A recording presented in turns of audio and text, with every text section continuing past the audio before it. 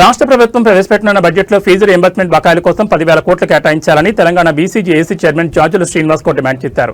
Hyderabad Basheerbagh press క్లబ్లో BC విద్యార్థి సంఘం ఏర్పాటు చేసిన సమావేశంలో జాజుల ముఖ్య అతిథిగా పాల్గొన్నారు. ఈ సందర్భంగా ఆయన మాట్లాడుతూ ప్రభుత్వం కాంట్రాక్టర్లకు 1,000 కోట్ల బిల్లులు విడుదల చేస్తూ ఫీజు బకాయిలు చెల్లించకుండా నిరుపేద విద్యార్థులకు ఉన్నత చదువులు దూరం చేస్తున్నారని విమర్శించారు.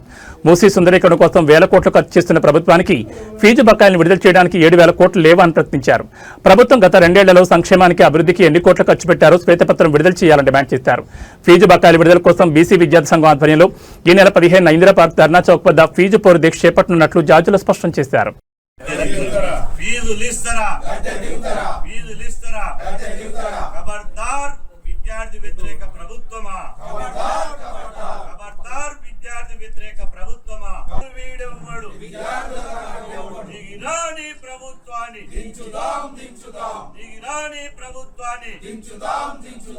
ఫీజుల రీయింబర్స్మెంట్ నిధులను వెంటనే ఫీజుల రీయింబర్స్మెంట్ మీ ఈ 2 సంవత్సరాల మీ పరిపాలనలో మీరు ఎవరెవరికి ఎంత ఇచ్చారు?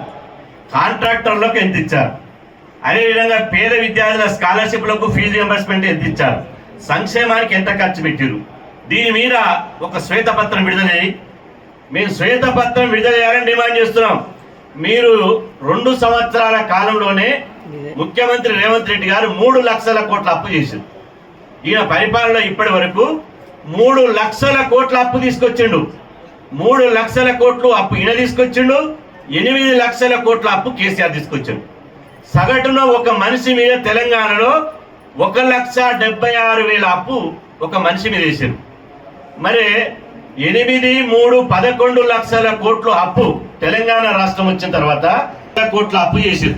ఆ 11 లక్షల కోట్లలో 7,000 కోట్లు ఫీజు రీయింబర్స్మెంట్ చేయడానికి మీ మనసు ఒప్పదా? ఈ తెలంగాణ రాష్ట్రంలో ఇప్పుడు రేవంత్ రెడ్డి గారు వచ్చిన తర్వాత 70,000 కోట్లు, 1 పైసా కాదు 2 పైసా కాదు, 70,000 కోట్లు కాంట్రాక్టర్లకు ఇచ్చాడు. ఓన్లీ కాంట్రాక్టర్లకే 70,000 కోట్లు కాంట్రాక్టర్లకు ఇచ్చాడు. 7,000 కోట్లు మాత్రం విద్యార్థులకి